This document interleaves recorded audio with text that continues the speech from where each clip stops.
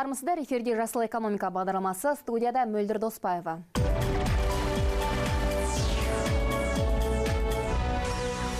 Баламалы қуат көзі секторына қаржы салмақшы инвесторларға Қазақстандағы жаңа жасыл бизнесті жүргізудің артықшылықтары жөніндегі ақпарат берілді.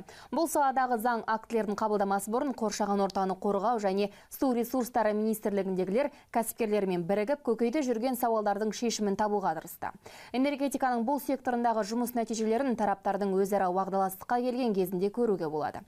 Әзірге инвесторлар мемлекеттің ұсынған қолдау шараларын әріптестіктің ең ұтымды тұсы деп отыр.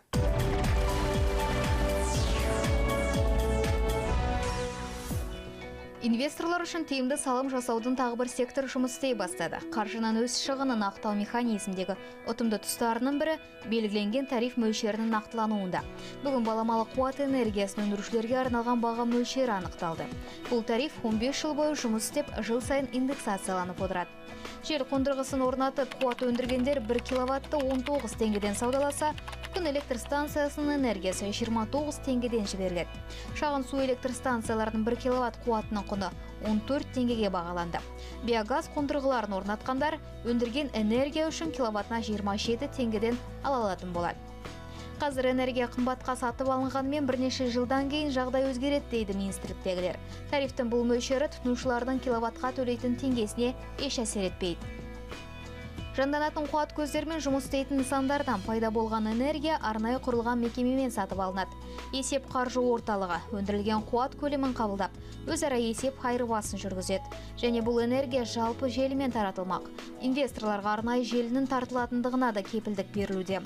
Бұл мәселе станциялардың құрылыс жұмыстарының барысында шешілетін болады. Біз қазір заңдық базаны әзірлеудеміз. Онда энергия қалай және кімдермен сатып алынатындығы анықталады. Мұндағы келісім шарттардың қалай жасалатындығы мен қай тарифпен саудаланатындығы белгіленеді.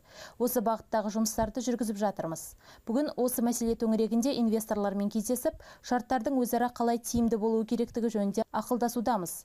Ережелер түсінікті болып, заңды құжат енгізілгеннен кейін инвесторлар тарапынан келіспеушіліктер туындамау керек. Бұл секторға қызығушылардың мүддесі тиісті деңгейде қорғалуы қажет. Дегенмен салымшылар тарапы индексация мөлшерін есептелумен келіспейді. Белгіленген тариф бойынша ол баға валюта курсына бағынбайды. Девальвация болған жағдайда инвестор шығынға ұшырауы мүмкін. Барлығын жел қондырғыларына бекітілген тарифтің деңгейі мазалайды. Ол сома саяси және қаржылық тәуекелдерді ақтамайды. Себебі Қазақстанға жаңа нарықта жұмыс істеу үшін көптеген инвесторлар келуде. Олар еліміздің мүмкіндіктеріне қарайды. Біздің даму индексіміз өте жақсы.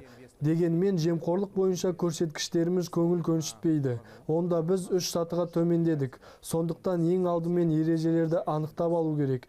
Ең біріншіден ол тариф. Екіншіден нарығымызға келетін шетелдік компаниялардың жұмыс істеу шарттары.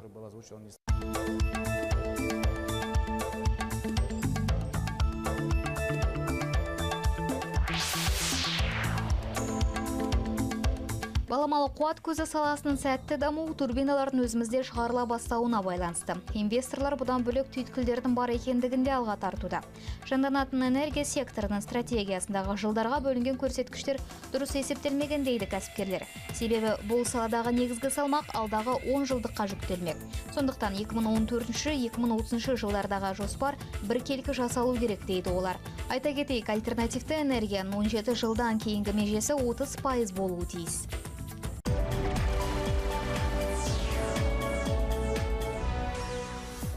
Энерготиімділік пен өндірістің эко-тазалығы. Бұл асфальтты бетон технологияларын шығарушы оңтүстік кореялық компанияның негізгі ұстанымы. Ол әлемдік құрылыс саласының техникалық дамуын көздейді. Мұнда қолжетімді баға мен асфальтты бетон шығарудағы заманауи инженерлік шешімнің болуы маңызды.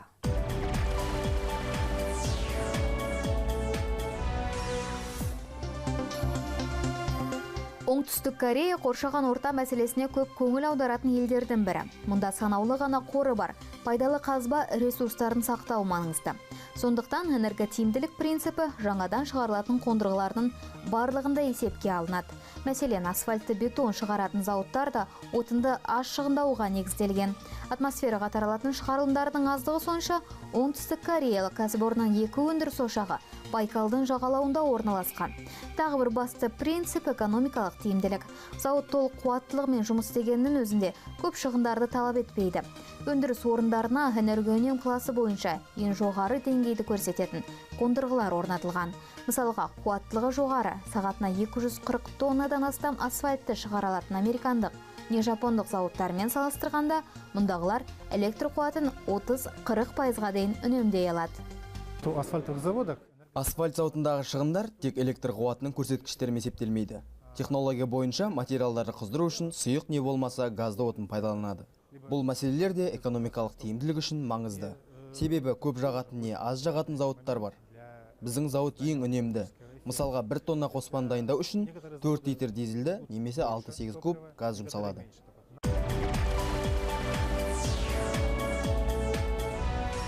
Дүниежүзілік сауда ұйымында қоршаған ортаны қорғау жөніндегі өзіндік ережелер бар. Қазақстанның бұл ұйымға кіруі экономикалық, әлеуметтік, құқықтық және экологиялық біршама стандарттардың жүзеге асырылуын талап етеді. Бұл тақырып аясында көбіне оның экономикалық ерекшеліктері мен ұйымға кірудің пайдасы жөнінде айтылады, ал қоршаған орта жөніндегі сауалдар шеттеліп қалады. Дүниежүзілік сауда ұйымының құжатына сәйкес экологиялық заңнамалар елдердің экономикасын қалай жүргізу керек екендігін жүктейді. Халықтың бұл мәселеге байланысты өз айтары бар. Осыған орай Астанада арнайы қоғамдық тыңдау да ұйымдастырылды.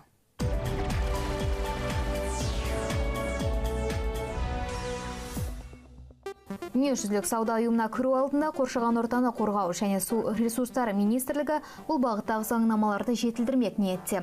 Онда экологиялық таза технологияларды өндірістік және тұтынушылық деңгейде енгізу шаралары қолға алынбақ. Қазір Қазақстан органикалық, яғни табиғи өнім шығарудағы әлеуеті зор. Еліміз синтетикалық және химиялық тыңайтқыштарды қолданбау жөніндегі талаптарға сай келеді. Еуроодақ елдерімен салыстырғанда Қазақстанда бұлардың пайдалану деңгейі аз. Мәселен, Германиядан 10 есе төмен. ГМО өнімі де сауда ұйымының шарттарына қарсы. Бұл тұрғыдан шығу тегі күмәнді тамақ өнімдерінен арылуға болады. Бүгінде елімізде 300 мың гектар жер алқабы халықаралық стандарттар бойынша сертификацияланған. Бұл негізінен кәсіпкерлердің өз бастамасымен жасаған жұмысы. Шаруалар еш субсидияларсыз және мемлекеттің араласуынсыз ақ халықаралық нарыққа шыққан. Мұндағы проблема бүгінде кез келген кәсіпкер өніміне эко не биотаза деген атауларды қойғанға әуес. Это происходит потому. Бұл үрдіс неліктен таралып келеді. Себебі бізде тиісті заңнама жоқ. Сертификаттау жүйесі мен ұзақ мерзімге арналған саясат не стратегия қарастырылмаған. Дегенмен бұл бағытты қазір ауыл шаруашылығы министрлігі қолға ала бастады. Қазір олар қажетті заңнаманы әзірлеуде. Онда біздің тауарымыз ұтымды қорғалып, экспортқа ұсынылатын деңгейде болады деген ойдамыз. Және ішкі органикалық өнім нарығы да дамуы тиіс.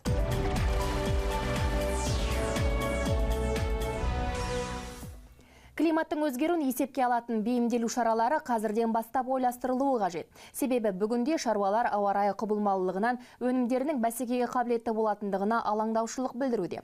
Мұнда экспортқа ең көп жіберілетін дақыл жаздық бидайды өсіру технологиясы да маңызды рөл атқарады. Сондықтан бұл дақылды өсіру алқаптарын азайтып, есесіне заманауи технологиялар арқылы өнімділікті арттыру мәселесі де қаралуда. Тыңайтқыштардың қолданылуы бидай сұрыптарының бәсекеге қабілетті болуы және аймақтық шаралар мұның барлығы ауыл шаруашылығы саласының тұрақтануын қамтамасыз етеді. Орталық Азия елдері мен Қазақстанда құрғақшылық деңгейі артуда. Климаттың мұндай мінез танытуы ауыл шаруашылығындағы дәнді дақылдар ылғалдылығының азаюына әкеп соғуда. Еліміздің негізгі астық егуші шаруалар күн райының құбылмалығын қазірден ақ сезінуде. Бұл проблеманы шешімін тауып бейімделу шараларын жүргізу ісі қазірден ақ мемлекет тарапынан қолға алынған. Біріккен ұлттар ұйымының даму бағдарламасынан бастаған жобасы аясында пилоттық аймақтарда жаңа технологиялар қолданып, бидай өнімділігін сақтап қалу бойынша жақсы көрсеткішке қол жеткізген. Та технология. Шаруалардың қолданатын технологиясы тек өнімділік үшін жұмыс істемеу керек. Ол сол алқаптың құнарлығының сақталуын да назарға ұстауы тиіс. Ноутил жүйесінің негізгі мәні де осыда. Бұл әдіс бойынша механикалық өңдеу азайтылады. Өз кезегінде ол өсімдік менеджментін дұрыс жүргізіп, дақылдың мол түсім беруіне көмектеседі.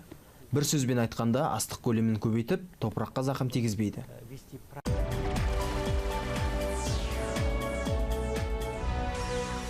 Жасыл экономика бағдарламасы осымен тәмам. Қоршаған ортаға жанашыр болып, қорғай жүруді ұмытпаңыздар.